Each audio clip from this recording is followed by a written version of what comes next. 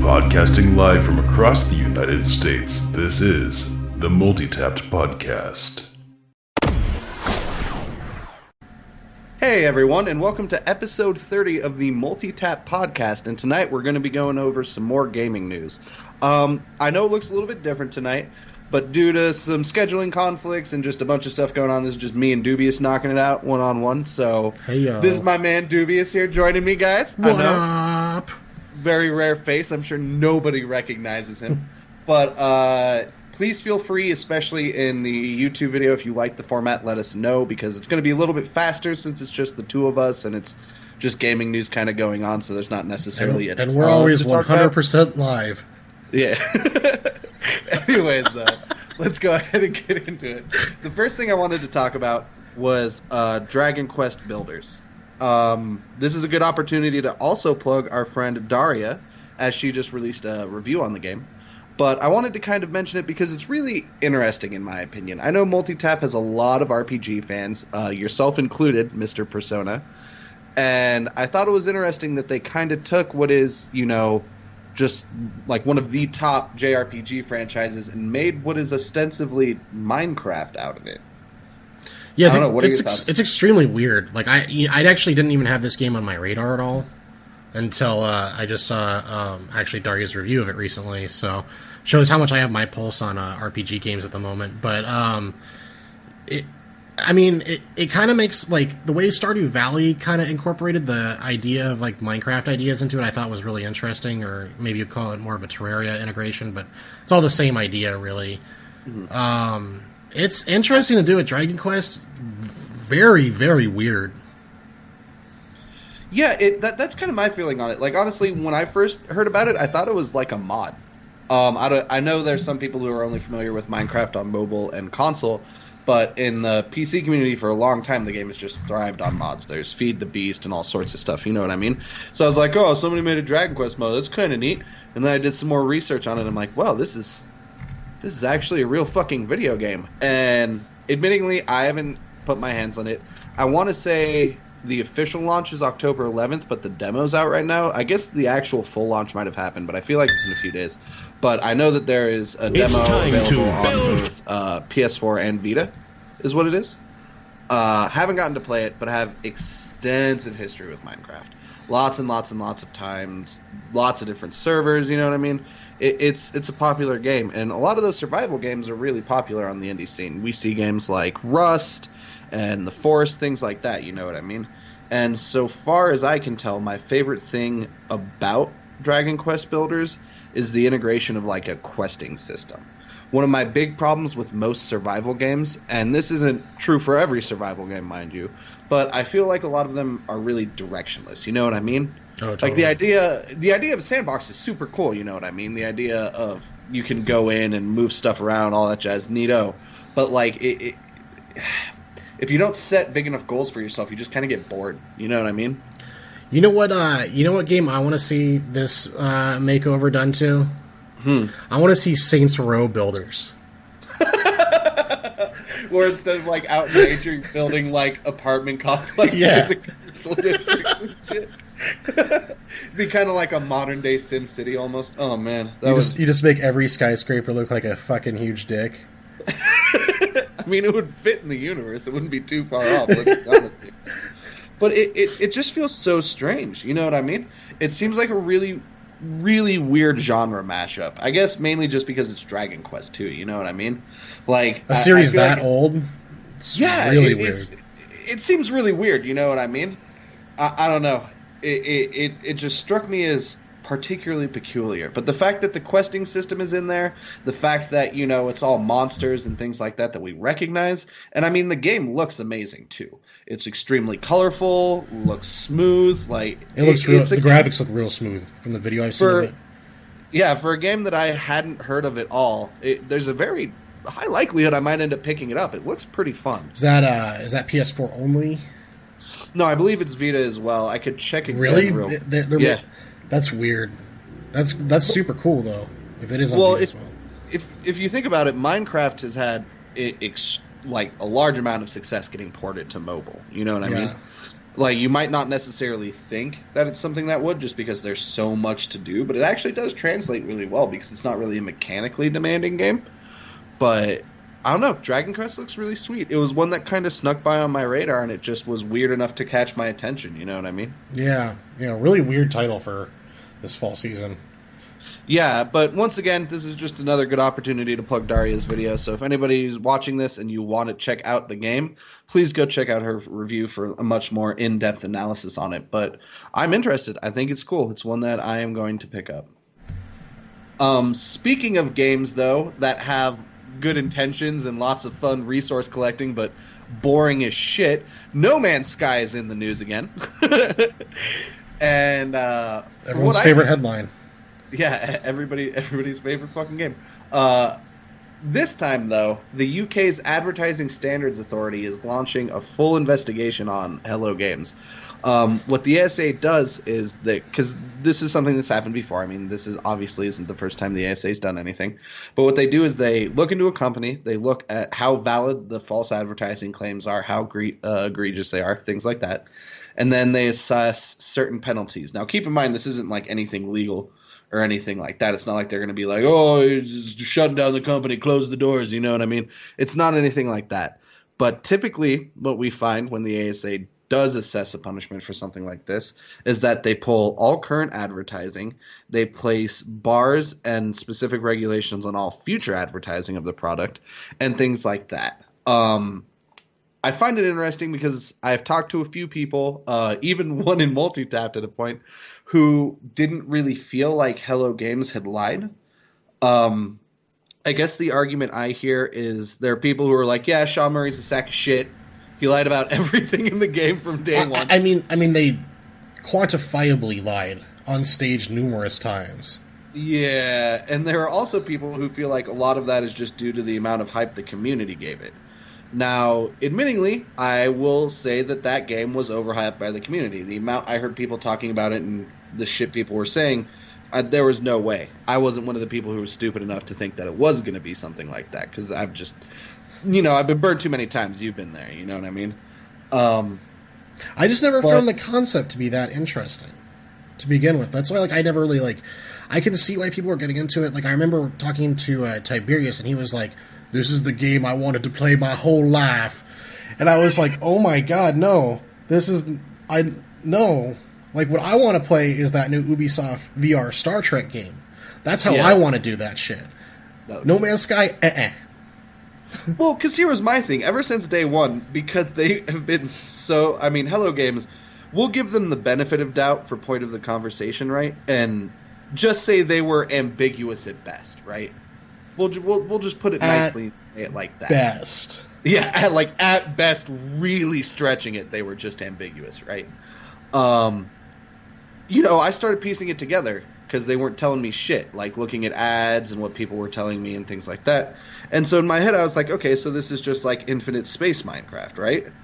But it didn't really look like everything. You know what I mean? I was just hearing, oh, there are dynamic trade caravans.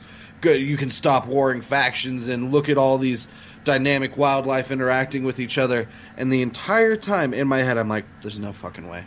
This is I played Spore. You know what I mean? Everyone was burned on that.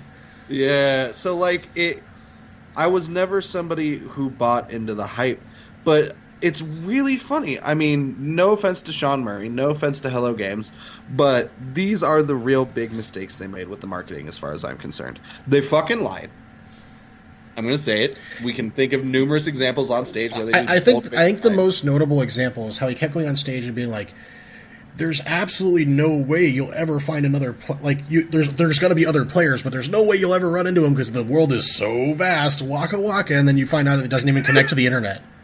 Well, I mean, that wasn't even the only thing.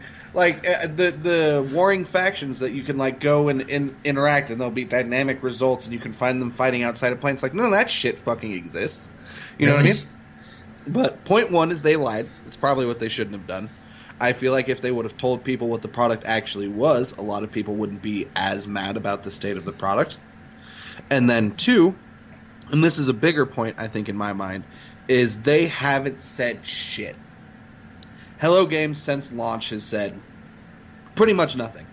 They mentioned that they, statistically thought there's no way players were going to be able to meet up. How impressive. They've said we're working on patches and have issued some patches, but that's it. There's no been response to public outcry. So did they just move the studio into a submarine since launch, and they've just been under the sea? Yeah, I'm pretty sure they're just in straight up all out bunker mode right now. You know what I mean? Like if you plug your ears, maybe it'll all go away. But I think this. I feel like this whole assessment by the ASA, regardless of what they say, regardless of whatever penalty gets put on them, right? It makes a good example of, don't be these fucking guys. You know what I mean? And I don't mean to personally sound aggressive towards Hello Games or Sean Murray or anything like that, but I mean, they lied to consumers. Just period. It's what happened. You know what I mean? Oh, absolutely. I think best case scenario out of this whole trial or whatever, like investigation or whatever, is that it'll deter companies from being as ambiguous as they were, I guess would be the best way to put it. Yeah, that's a pretty good way of wording it, I think. It's just, it's mind-boggling when you look at it, you know what I mean? Like, it's become a fucking meme at this point. Like, how many videos have you seen on YouTube that are literally just smash cuts, like 15 minutes long, of Sean Murray lying on stage about what's going to be in yeah, I saw that one that was circulating Reddit for a while. It was pretty bad. I mean, the best way I think the company could actually recover from this is they need to talk to the public. And what I would do if I were them is I would be like, whoa, guys, this is like an evolving game. Like, all that shit's coming in patches. And then, then patch it over the course of like 10 years. I think that's kind of what they've been hoping is the message everyone will pick up. Because they've been like, we're patching more stuff in, more features, stability, all that shit, right? But it's not happening. They're not really talking to people. And I guess it also is worth mentioning, too, that the ASA's investigation is specifically against the Steam listing of the game. We'll see how this affects the other ads that the game is marketing, on consoles and things like that. But right now it's specifically targeting the features promised on the Steam page. I mean, I don't know. I don't want to sound like a cold-hearted guy. I don't want to sound mean, but I think something should happen. You know what I mean? I would like to see the ads get pulled. I would like to see things change because it's not a good scene. It doesn't necessarily affect me because it's literally exactly what I was expecting. And in all honesty, if that game drops down to like $10, I'll probably pick it up and give it a try. I like survival games. I like Minecraft. It's not a game I see myself playing more than a couple of hours of, which is why I was never willing to pay a $60 premium price tag for it, just because I assumed it was going to be empty nonsense. But, in my opinion, I think something needs to happen. What do you think? I think just like I said earlier, just because it would set a precedent on how you have to word things, like especially as a developer, you can't be super ambiguous. And at the same time, I mean, I think a lot of this too is the game is so blown out of proportion with all this controversy, and I think it all comes down to the game's price point at the end of the day. Okay, I agree entirely, but this brings up an interesting point. And this is something, full credit where credit's due. This was a video I watched on Total Biscuit's channel, and it kind of changed the way I was thinking about pricing a lot, really interestingly. When you pay a premium price on a video game, what are you paying for, and is that always consistent? Because we could do an entire podcast on that topic, I think. I mean, we probably could, but I'm just saying, if it had the features they promised, would you think it would be worth $60? No. No? No. Even if it had all of these dynamic factions and space combat and advanced creatures and wildly different ecosystems, you don't think it would be worth $60? To be honest, I don't think so. At least, I mean, this is more taking a look at how the game was made, I think, and the way I see it is it's an indie game. Can indie games be $60? That's a decent... I mean, that's a question you might want to ask yourself, because, I mean, is there any way that a team of 8 people can deliver AAA content, even if it is all that stuff they promised? It would probably still be yeah, it's all in there, but it's just washed over or whatever. I mean, I guess you could say that. I don't know if I necessarily agree with the idea that a small team couldn't put forth a AAA product. Admittingly, I can't think of... okay, let me give an example. Let's take a look at Bastion or Transistor, right? Those games are absolutely amazing. Those games are fantastic. I would pay $60 for them. I haven't.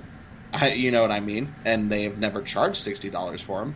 But if somebody, like, literally handed me a copy of Transistor and was like, oh, this is some big EA AAA title, fucking, you're going to pay $60 for it, I wouldn't be upset if I played it because of how quality the game is. You know what I mean? You know, actually, when you make that point, you know what, the game that came right to my head, which is probably one of my top 3 games of this year, and I'm sure you know which one I'm talking about, is Stardew Valley. Stardew Valley. Because I've literally spent over $100 on that game gifting it to people. Yeah, and you know what I mean? And like... So I don't know if I can necessarily agree that it's impossible for a small team to deliver a AAA quality product, because I think I've seen it done. The question is, though, and admittingly, I agree entirely, this could be an entire podcast on itself, and who knows, maybe it will be one day. It would be fairly interesting. Should the price tag solely be based off of the amount of content, or should it also factor, you know, how long people worked on it, how much went into the game? Because that's the other thing that's worth mentioning, is even though every planet is just a wash of the same shit through a different color palette, and the animal generation system is sporadic at best. You know what I mean? Spore-like at best. Yeah. They did a pretty impressive thing. Like, the amount of planets they're able to generate, the amount of things in that game to fly around, you know, from star system to star system, like, there is a lot. And in a lot of ways, on that scale, it's never been done before. I think tech-wise, the game's extremely interesting. When you want to, like, mind-blowing. In all honesty, the things that, even though it's nothing near what we were supposed to get, and we were lied to from day one about it, from a technical standpoint, the game is still really, really impressive. Especially when you factor in that it was a team of, like, what, 14, 15 people? Yeah, it was a super small team. So, I feel like if you think about it like that, you could probably justify the $60 price tag. It's just, even then...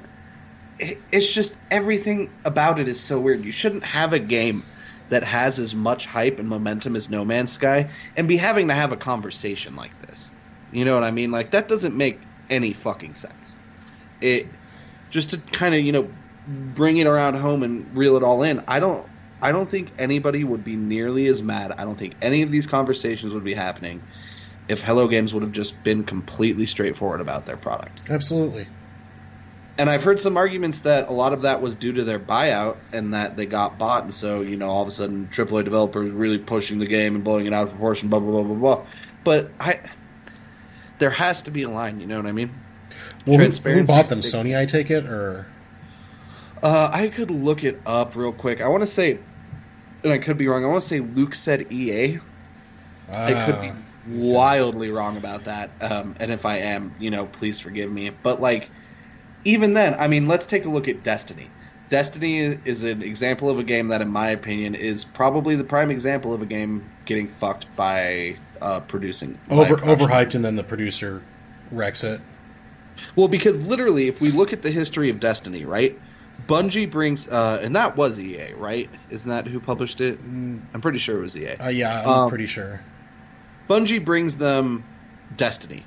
They're like, we have this finished game. It's got all this endgame content. It's filled with shit. It's, you know, an actual, like, first-person MMO. Let's ship it. It's great. EA sees it and they go, wow, this game is really good, but we can make more money off of it. Literally, the first 3 DLC on Destiny is on the disc. It's just pay-locked. So, like... The old Capcom shenanigans. Yeah, you know what I mean? On-disc DLC is... pretty much the grossest thing a modern day company can do these days. It's really just... It's a good way to piss off a lot of people. So you look at Destiny, right? And people are furious because the base game doesn't have shit in it. It's really short. There's like nothing in terms of endgame. Then people are finding out there's all this content on the disc that's locked, that's supposed to be in the game to begin with. And there... In a lot of ways, I don't necessarily feel like Bungie's accountable, you know what I mean? Because they tried to make a product, they tried to sell it, you know what I mean? That's a publisher problem. Yeah, that's a publisher problem, you know what I mean? But I never saw any effort from Hello Games to change anything that was going on. And Sean Murray doesn't represent whatever company. He represents Hello Games. You know what I mean? Yeah. So, like, it feels like the biggest example of how to not fucking market a game that I have ever heard of. And hopefully this investigation will kind of wrap it up, and sooner or later we'll be able to stop talking about this train wreck. You know what I mean? Yeah, I hope so.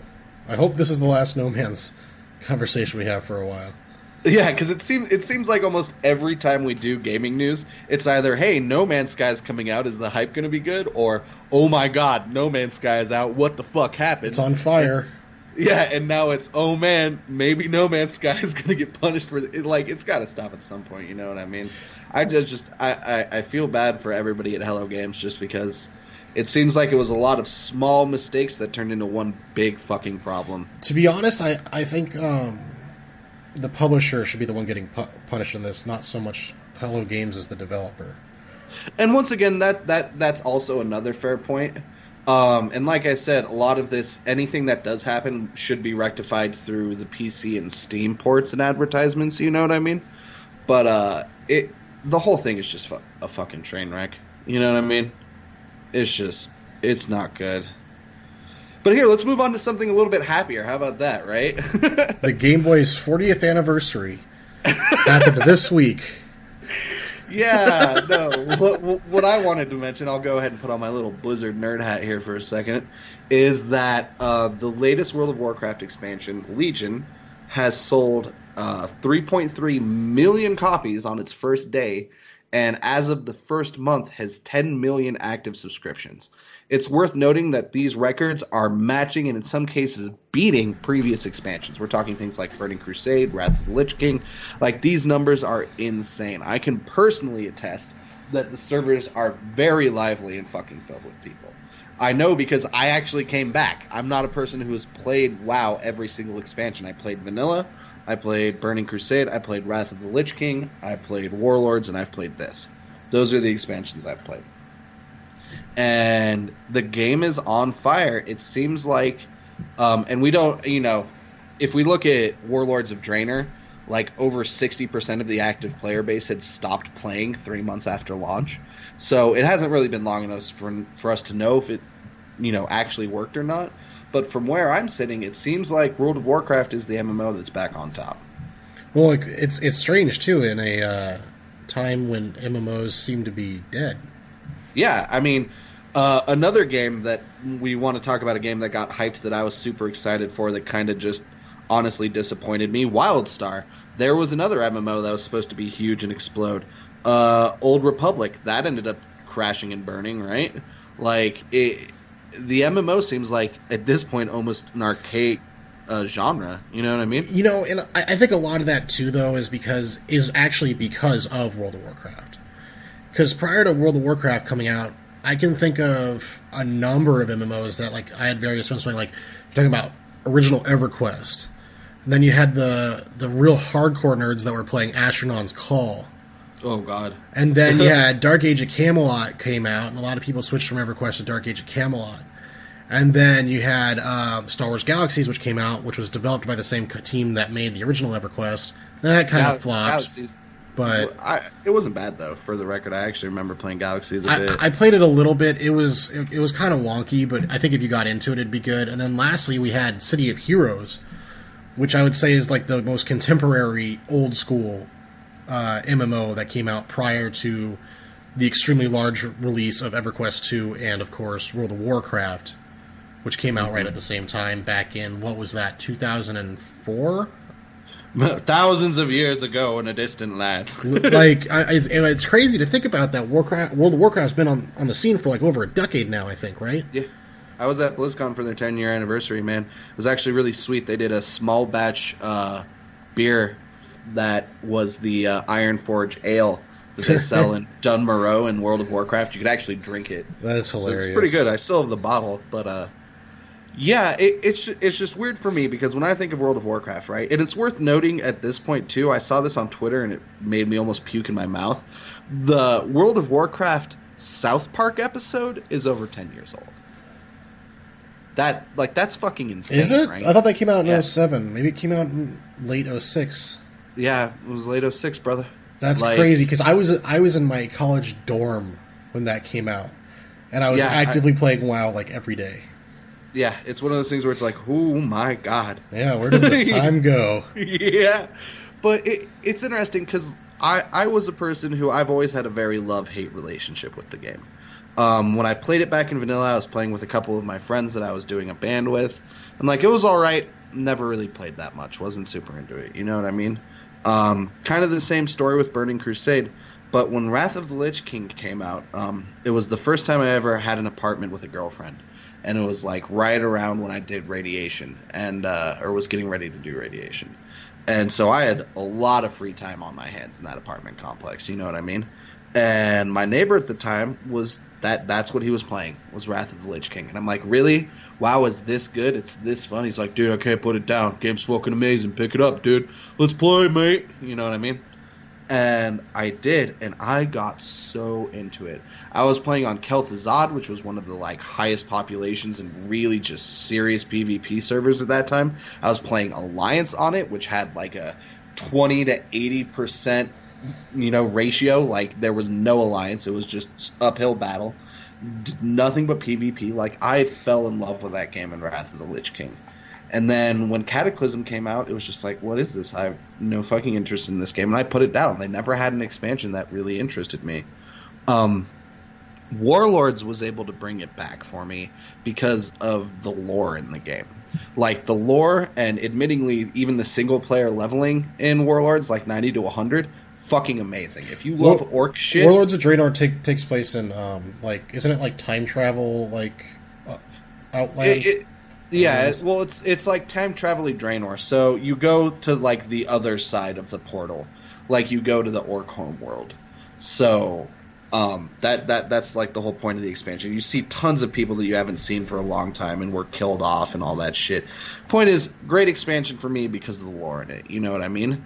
And that's kind of what I was hoping to get out of Legion. And honestly, it's been blowing me away. I've been playing with Luke a bunch. We've been doing dungeons, like the way that the questing is set up, and world quests and emissary missions, and the first raid came out. It just feels like WoW again. You know what I mean? It doesn't feel like Pokemon like they did with fucking Mists of Pandaria. So to see that there are so many copies sold and so many active players doesn't really surprise me. I know you played a little bit back in the day, right? Yeah, I played a bit for almost every major expansion up until Pandaria. Mm-hmm. My main time playing, so I got it about a month after its initial release, because I first bought EverQuest 2, turned out that game was complete shit. So I picked up WoW, which is what everybody was like. Almost everybody switched to WoW after they checked out EverQuest 2, because EverQuest 2, another overhyped game that kind of didn't really make good on its promises. Every character in the game was supposed to have voice acting, and this was 2004, dude. Yeah, that's not gonna fucking. It's a little ambitious, guys. and I remember some characters had it, but it was streaming the MP3 files from the server because the install size would be too big. Ooh. So it was 2004 high-speed internet, so it was just janky. It's real janky, dude. And so I picked up WoW, and then I played that. I started out as playing Alliance, and then I got to about level 25, and then my account got hacked and stolen. And I was like, well, done with this shit. So I quit playing that for a few years. I actually got back into EverQuest 2 after they patched it a bunch. Yeah, that's not a podcast-worthy story, but eventually, when I moved into my college dorm, my roommate was playing a shitload of WoW, and when he moved in, I was like, yo, bro, you should play some EverQuest 2. And he's like, are you joking? You should play WoW. And so eventually I switched to WoW, and this was right at the ass end of vanilla. Naxxramas had just came out, AQ 20 and 40 came out, and BC was just about to come out. And I remember I was living downtown Denver at the time and driving to Cherry Creek Mall, picking up Burning Crusade the day it came out, and just fucking rocking that. BC was like my jam, and then by the time like Wrath came out, I was kind of getting out of it. Got back into it, did all of Wrath's content, did all of Kata's content. And then Pandaria came around. Like I played a monk to 60, but I never actually played in the Pandaria content. Yeah, see, my whole big issue with Pandaria is that I know it's I make Kung a joke Fu about Panda. Well, and it has no place in the WoW lore. Well, because I played Warcraft 3, and that's when we started seeing Pandarans all over the fucking place. You know what I mean? So, like, the idea of, like, pandas didn't necessarily scare me that much. For me, it was more of they turned the entire game into collecting cosmetic pets. And they did it by being like, you can fucking battle and train them now. It's Pokemon, guys. It's World of Warcraft Pokemon. Don't you want to fucking play that? It was like, no, I don't. I want to go kill the Lich King. Like, I want to go fucking fight some dragons and shit. I don't want to go around collecting pets in cages. Like, it just didn't appeal to me, man. You know what I mean? And it's also worth noting, it's funny that you dabbled in EverQuest 2. The only MMO that kind of wet my whistle besides World of Warcraft, so to speak, right, was actually, and it's still played today, it's this shitty little text and JPEG MMO called Kingdom of Loathing. I don't know if you've ever heard of it. Dude, I played the fuck out of Kingdom of Loathing. It's this super sarcastic stick figure MMO that you can, it's like browser based. Like, it's just fucking, it's so jaggy, dude. JavaScript all day. But I played the shit out of Kingdom of Loathing because the classes were great. I played a Postamancer and a Seal Clubber. My favorite dungeon in that game was the Misspelled Cemetery, the big raid boss of the Misspelled Cemetery being the Boner Dagon. You know, the misspelled bone dragon. Love that shit. This sounds like if you actually put like a AAA team on it, it would be the greatest game ever made. Oh, absolutely. But I guarantee you it was probably just some dude in his basement. Just like, it was the weirdest thing, man. And it had a marketplace, and they even, oh my god, trip down memory lane. You remember Winamp? Yeah. You remember how you it really whips the llama's ass? Yeah, it really whips the llama's ass. You remember how you could get radio station files for Winamp? Yeah. Kingdom of Loathing had their own fucking radio. They had a shoutcast. Like 24 hours, they would switch DJs off. And so sometimes you'd get on and be weird underground metal. Sometimes you'd get on and it'd just be like, you know, early 2000s fucking trance. Like, oh, God. Yeah, dude, that game. But yeah, WoW and Kingdom of Loathing are the only MMOs that ever really... Then you have that one guy who comes on and only plays Nine Inch Nails. Dude, it was a wild time. Last time I checked, the game was still up. I really should look and see if anybody's playing it anymore. But it's just... It's surprising to me to see WoW doing so well again, just because after how hard Warlords ended up flopping, because it's worth noting that at launch, Warlords did extremely well. Because like I said, all of the like 90 to 100 leveling is fucking great. Absolutely amazing. So what's the current level cap now? 110. That's insane, dude. It's like, okay, it's like 110 plus, because when you hit 110, you actually get you unlock what are called honor levels, right?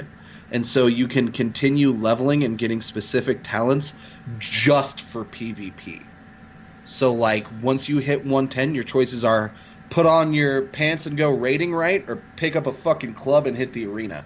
And they like really incentivize really like getting into that end game. So is the arena the thing that people do most, or is it are the battlegrounds still active? Yeah, battlegrounds are still active. They still do arena seasons. Because I fucks with some Alteric Valley for show. Yeah, dude, they're actually really good gladiator rewards right now. There's a sick ass mount for it, but the PvE content's really good too. What I can say about the game is they did that thing they do like every 2 fucking expansions where they homogenize the classes and simplify the like talent trees. They do that every fucking time, right? But what they did right this time was, even though they simplified everything, they made each specialization really have its own identity. And then they also made them fun to play, which I think is the biggest part. You know what I mean? Because if you're gonna simplify shit, it's gonna get generally boring. You know what I mean? It's gonna just turn into like gray sludge. But they put a real emphasis on like, yeah, you should only really need like one hotbar to play your character, like, but each character, like each specialization should feel like a different specialization. Beastmaster can have like, depending on their procs and talents, like I've seen some that have 3 or 4 pets out. Like, what? Survival Hunter is a melee class now. You can have more than one pet as a hunter now? Yeah. A Survival Hunter. Oh my god, dude. I'm going to renew my WoW account when we're done, I think. Dude, I'm maining a shaman, and I've always hated shamans. And it's because there's no restriction on totems now. There's no... Well, Pallias have always been traditionally so much better. Yeah, you know what I mean? It's just every class, it feels unique, and it's fun to play, and that's the biggest thing for me. Man, are we going to start a multi-tapped WoW podcast here soon? No, but I wouldn't be horribly against doing like a multi-tapped Guild Grumps sort of thing. But that would be a conversation for a whole nother time. But... yeah, I just really wanted to mention it just because I was so surprised that this expansion is doing so well. Like, those are really impressive numbers. Dude, yeah, that's getting me all horned up. I'm, like, ready to play some WoW now. Yeah, here, I'll move on to the next topic before you just whip it out, man. But this one hits home for me because this is a game that for the past, 4 years, whenever we do an E3 podcast, I bitch about never being a game. But it is actually a game now. And that is The Last Guardian. However, there is bad news with it, and that is that they pushed back the date from early October to December for launch. For those of you who might not know what The Last Guardian is, The Last Guardian is supposed to be the third and final game in what was supposed to be a trilogy, starting on the PS2 with Ico, and then the middle game being Shadow of the Colossus. What The Last Guardian is supposed to be, and admittingly I haven't played it. I know that they had some playable stuff. I want to say at E3. I am pretty sure they did it at Gamescom. I could be wrong. But you're like a kid with one last giant beast, like the Guardian. That's what it is. And you kind of lead him around, play with the AI, things like that.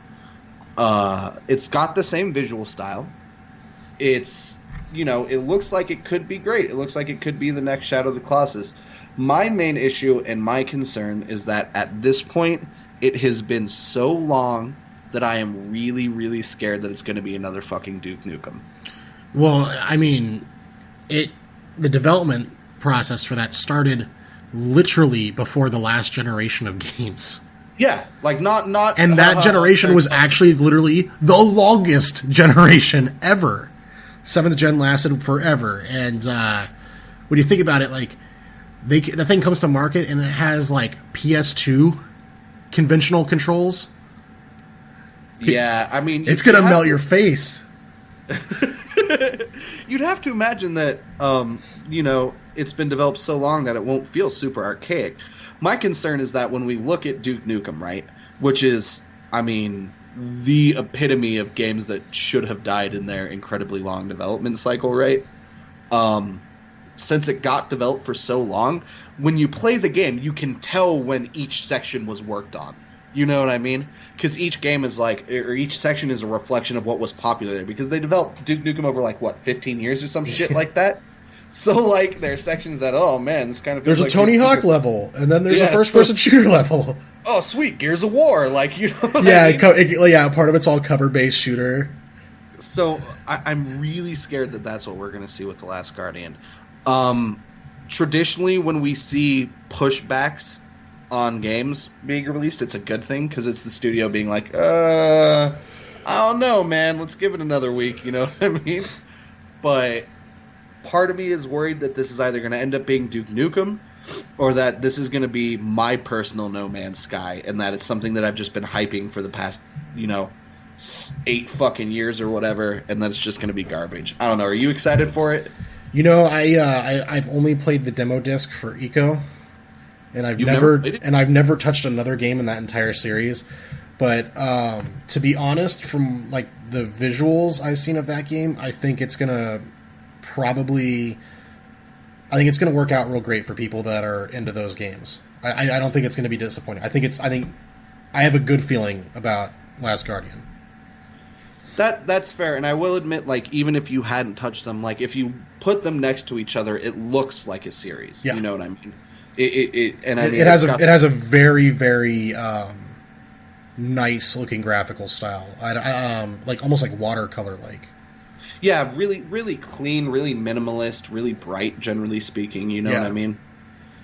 I'm actually really surprised you've never played any of the other games because I meant to. What I really want to do is get that PS3 remaster of the two games.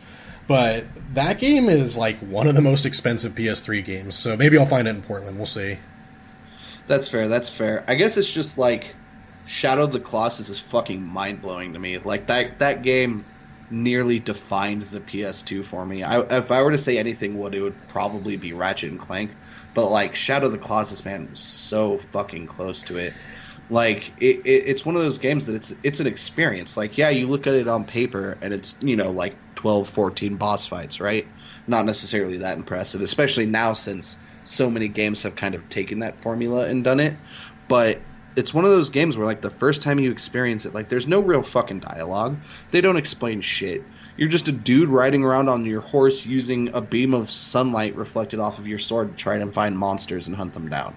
And, like, they don't. It's an example of a game that's got form over, like, what's popular. Like, they don't explain shit. Like, you encounter a boss and you're just like, what am I supposed to do with this? This thing is literally the size of a fucking house.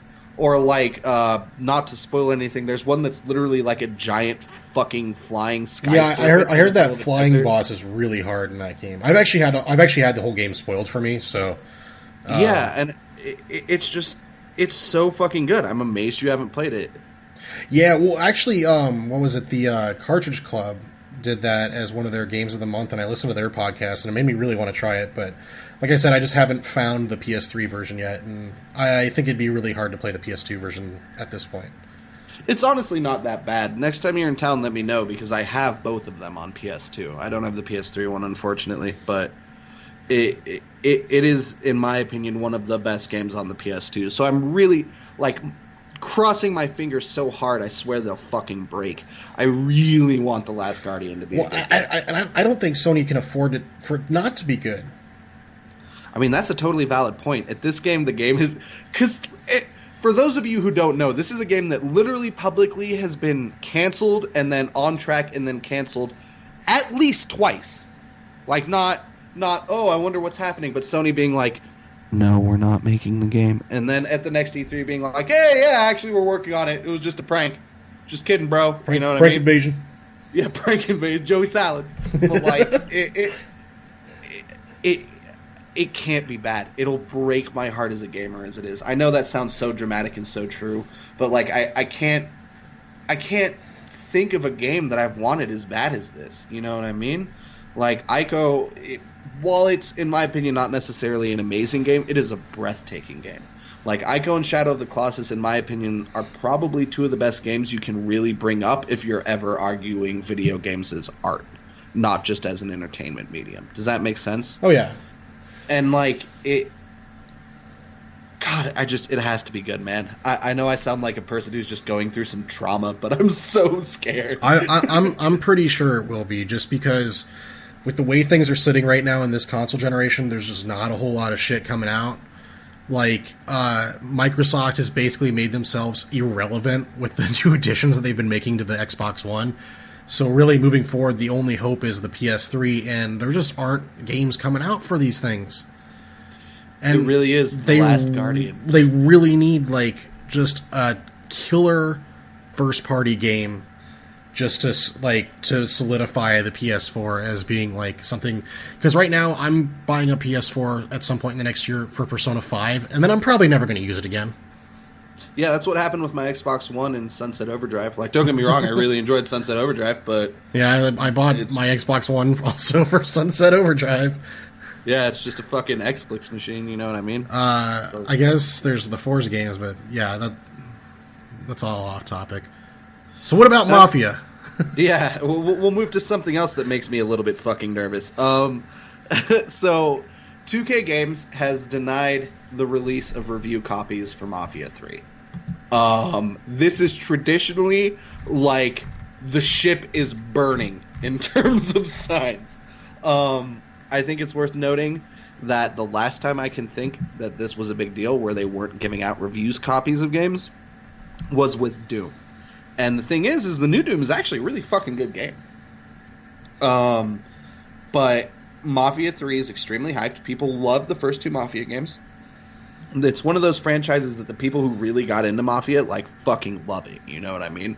I don't think it would be too far to say it's an equivalent to Grand Theft Auto in that sense, and that it's just like a really iconic game. You know what I mean?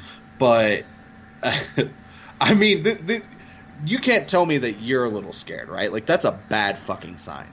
You know, I don't really have a horse in the race for Mafia. I haven't really played the series, so like I'm not like excited or have any real stake in this game. But yeah, traditionally not releasing review copies, especially when it's, I don't know, like I can see why Bethesda doesn't, especially for like Fallout, because you kind of need to get that last day patch in. But 2K is traditionally a pretty good publisher developer, but it's also kind of shaky. Like it's not like as like solidified as some other AAA developers.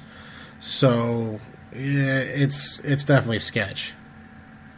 I don't know. It's one of those things where I can think of a million times where that has been terrible, and only like one or two where it's worked out okay. Oh, totally. You know what I mean? Like it's just, it's so scary. I'm glad I'm not the biggest Mafia fan right now, because if I was, it's something I'd be sweating a lot more.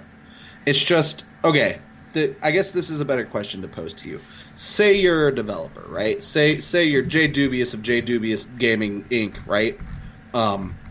And you have a game that you're kind of worried it might not review that well, right? It might not be the product you were hoping it would be, yeah?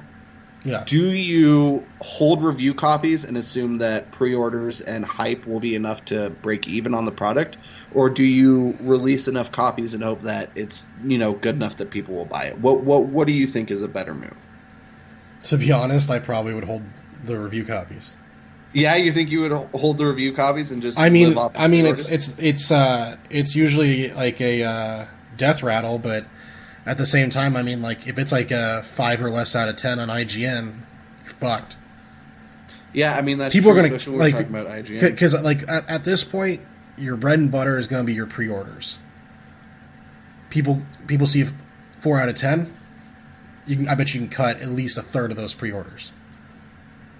I guess that's fair. And the other thing, too, is especially in the modern day marketplace, and this, once again, could be an entire episode on itself, but, like, there's so much hype around pre-orders, you know what I mean? Pre-order and get the season pass, pre-order and get exclusive content, pre-order and get sweet fucking cheat codes, you know what I mean? Like, and this is something that, as a consumer, I try to avoid, too, is, like, I'm wildly picky about the games I pre-order. You know what I mean? I don't pre-order games anymore. I used to all the time.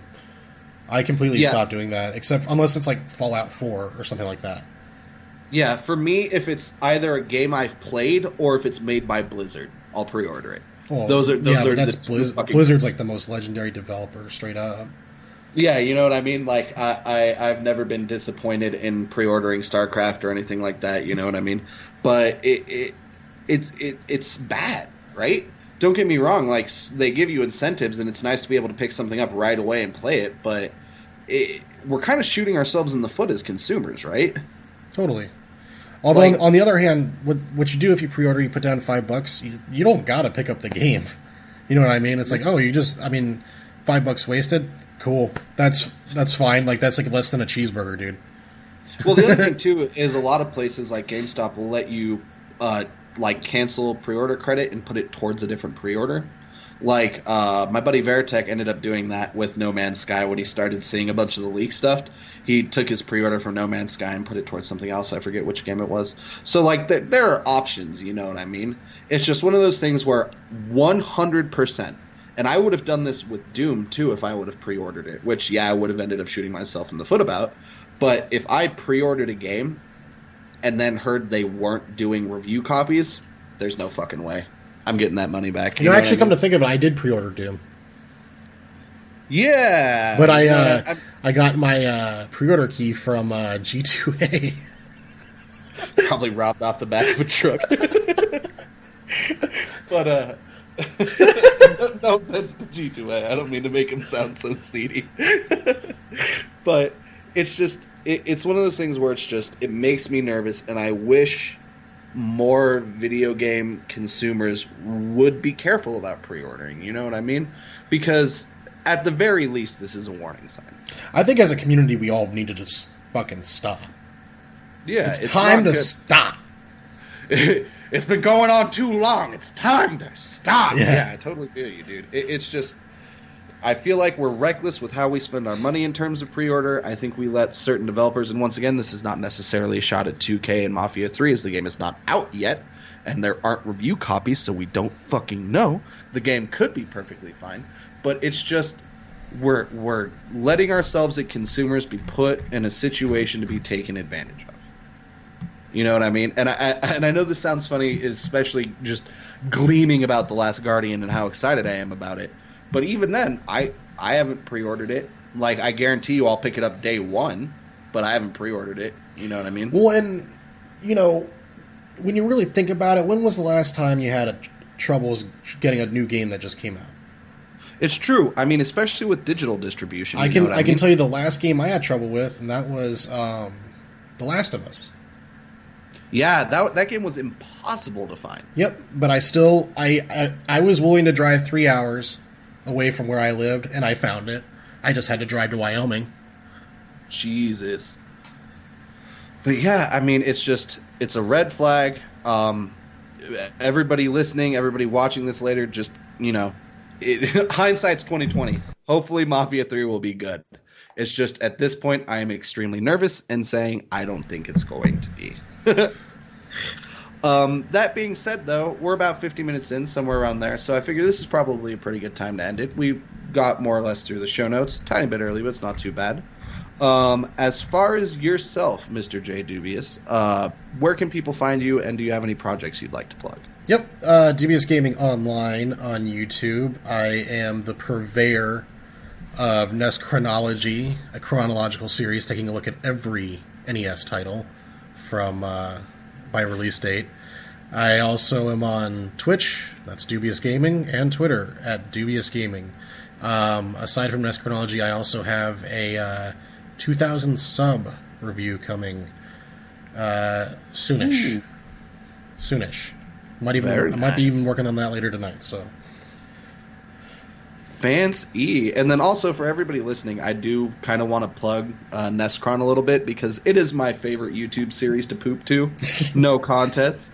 They're really good, very insightful, really short, really digestible. I'm glad the series is back. It's one I missed while you were dealing with moving and all that nonsense. So, congrats on having it going again. Woo! Yeehaw! And then, as far as myself is concerned, if anybody wants to reach me on Twitter, that's probably the easiest way to get a hold of me. My tag over there is at NA1I, NA1I for North American 1I. As far as where you can find me during the week, traditionally I stream with my boy Veritech, either on his channel or my channel during the week. My Twitch being Twitch TV/HOTS1I, HOTS1I. And then besides the Multitapped podcast, which we do Wednesday nights, obviously, I also do Rightcast. We do it live every Wednesday. I do Rightcast on Mondays, which is a podcast focused on the game Battle Right, which is the arena brawler sequel to Bloodline Champions. If you haven't checked out Battle Right, I highly recommend checking out that game. It is a stupid amount of fun. But you can find me Mondays. Currently, we're at 3:30 p.m. Mountain, though we should be moving it back. We're just still settling with the scheduling. And then you can also find me on the Guardians Fridays, which is at 6 p.m. Mountain. And that is the podcast that I'm on where we discuss Overwatch and all things related to it. Competitive, casual, community, spotlights, things like that. We occasionally have guests, all that jazz. Should you be at BlizzCon this year, both Veritech and myself will be at World of Podcasts, speaking for Overwatch and doing the meet and greet afterwards, so feel free to see us there. You can also probably find me at the convention wearing my Multitapped shirt, so I will be there as well. And that is the easiest places to find me. As far as viewers are concerned, I want to thank everybody who's catching this on Twitch. I want to thank everybody who's catching it on YouTube and listening to it wherever they are. The support is very much appreciated.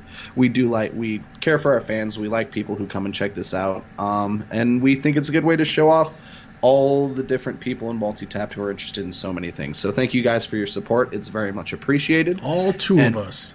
Yeah, all two. And we will catch you guys next week. Later. Thanks for tuning in.